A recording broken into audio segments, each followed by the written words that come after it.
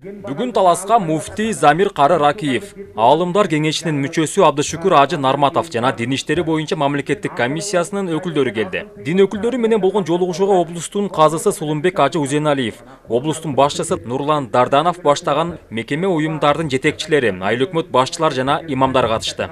Жыйында муфти Замир Кары Ракиев мархумду узатуудагы ыксыз жөрөлгөлөрдүн кесепетине келип чыккан чыгымдарды кыскартуу боюнча баяндама жасап, ысырап корчулукту токтотууга чакырды. Ушундай нерсени көзүбүз менен көрүп атабыз. Өлүк жатат бул жерде, мынтип туруп боз үйдүн ичинде өлүк жатат. Сыртта бир туугандары ушул акча сен чыгар, мен чыгар, сен деле бир тууганың го, сен деле атаң го, сен деле элең го деп туруп жакалашып аткандарды көрдүк, урматтуу бир туугандар. Ошон үчүн жамандыкта көп жүргөн үчүн ушул нерселерди токтотолу деп, аны бир гана молдо токтото албайт экен да. Бир жерде келсең молдосу деп коет экен, андай эмес, жалпы эл киришели бул нерселерге. Коруу намыс менен ысырап корчулукка жетелеген көрүнүштөр бир аз да болсо азайганын дин кызматкерлери билдиришти. Алымдар кеңешинин мүчөсү Абдышүкүр Ажы Нарматов бир катар мисалдарды келтирип, маркумду узатуудагы ысырап корчулуктун ордуна элге пайдасы тие турган сооп иштерди кылууга чакырды. Бүгүн биз бир жерге сууга муктаж болсок, $1000 чыга турган жерге арабтарга, ариске бир проект жасабыз. Эмне үчүн ошо бир жылкынын этиге келе турган бир кудукту казып, чоң атама, чоң энеме, маркум апама тийсин деп кое албайбыз. Ысырап корчулукту жоюуга аракет кылалы, ар бирибиз сабыбызды кошолу.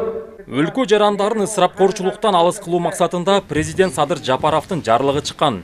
Бүгүнкү жыйында аталган жарлык боюнча эскертилип, эртеси күнү элди кыйнаган ысырап корчулукту токтотууга ынтымакта иш алып баруу жагы баса белгиленди. Урматтуу мекендештер, туура түшүнүңүздөр, биздин аракетибиз ушул президентибиздин баштаган багытын колдоп, баардык жактан биз Кудай буйрса ушул жерлерде түшүндүрүү иштерин жүргүзүп, мына ушул көйгөйдү жакшыртышыбыз керек да. Жыйында таластык жетекчилер жана жергиликтүү тургундар ысырап корчулукту токтотуу боюнча сунуштарды берип, биргеликте иш алып баруу жагын билдиришти. Жертин башынан сурап койду атпайбы? Жесирге карап койду атпайбы? Ока чыгып аткан коңсуңду сура дейт. Коңсуң чай ичип атат бекен, ока чыгып атат бекен. Мен мына булчаңдап ет жеп атам. Ал не кылып жеп атат экен? Чай ичип атыр, кур чай ичип. Ал барып бер деп балдарыңа айтып, ушуну ысырап корчулук тең белүүсүп, ысырап корчулук алыс болсок деген ниет менде. Мындан тышкары белгилүү дин кызматкерлери ысырап корчулук, салт жана ислам дини боюнча талаш жараткан элдин суроолоруна жооп берип, түшүндүрүү иштерин жасашты. Жолугушуунун башкы максаты өлкө президенти демилге кылган ысырап корчулукту азайтуу. Нурсултан Курманбеков, Талмурат Мейманбеков, Талас шаары.